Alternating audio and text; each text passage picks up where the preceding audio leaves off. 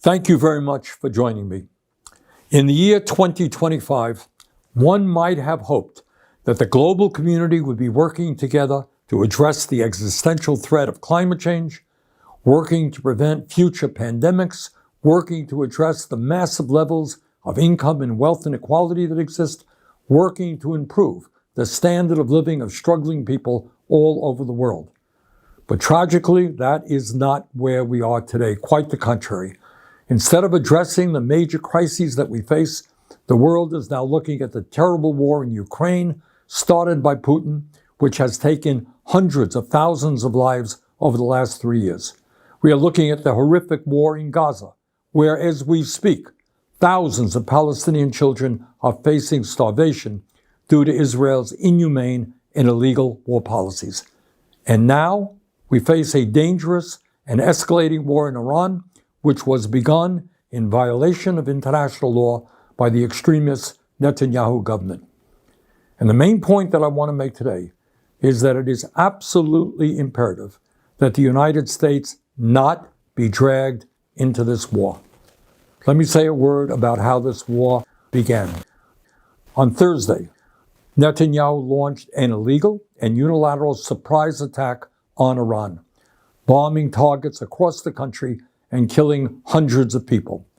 Iran has responded with attacks of its own, which have killed dozens of people in Israel.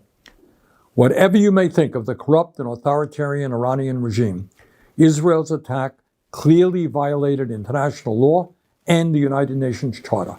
While every country has the right to defend itself, they do not have the right to launch so-called preemptive wars of this kind.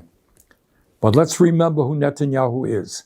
He is a war criminal under indictment by the International Criminal Court for starving innocent people and killing civilians in Gaza. At this very moment in Gaza, Israel continues to prevent the UN from delivering humanitarian aid. And just today in Gaza, Israeli tanks fired into a crowd desperately trying to collect food, killing at least 59 people. So it should come as little surprise that Netanyahu ignored international law to start this war with Iran. But Netanyahu's decision to strike also directly contravened the express wishes of the United States, which was seeking a diplomatic resolution to the long-standing tensions around Iran's nuclear program.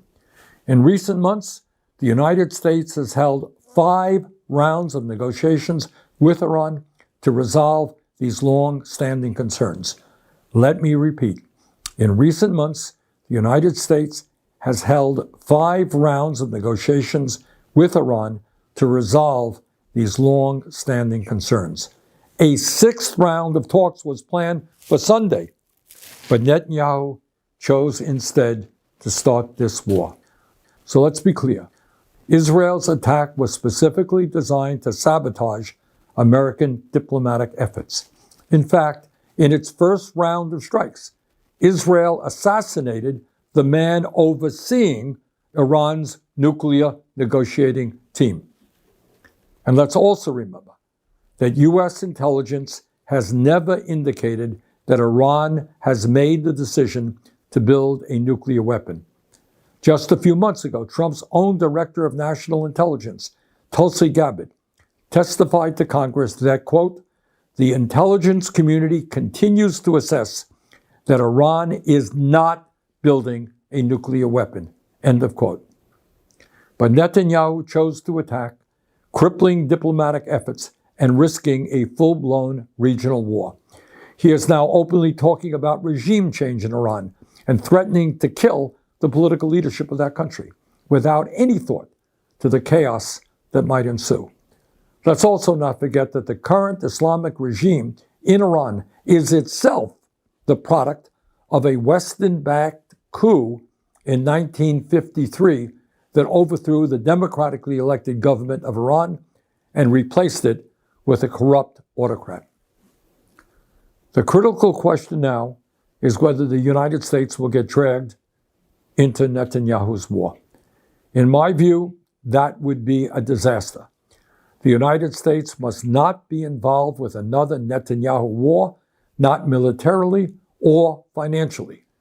The United States Constitution is crystal clear. There can be no offensive use of military force against Iran or any other country without an explicit authorization from Congress. No such authorization exists, and any U.S. involvement would therefore be illegal. The United States has already provided hundreds of billions of dollars to Israel over the last many decades. Last year alone, U.S. taxpayers provided more than $22 billion in military aid to Israel. Meanwhile, while providing massive aid to Israel, we have Americans sleeping out on the street, unable to afford health care or other basic necessities. Enough is enough. President Trump ran as a supposed peace candidate. In his inaugural address, he said, and I quote, "My proudest legacy will be that of a peacemaker and unifier. That's what I want to be, a peacemaker and a unifier," end quote. Very fine words. Trump should remember them today. Supporting Netanyahu's war against Iran would be a catastrophic mistake. Instead of going to war, Trump must work with the international community to rein in Netanyahu and urgently push for a diplomatic solution. Netanyahu's illegal attack has made the world a more dangerous place. The United States must not be a part of this war. Thank you very much.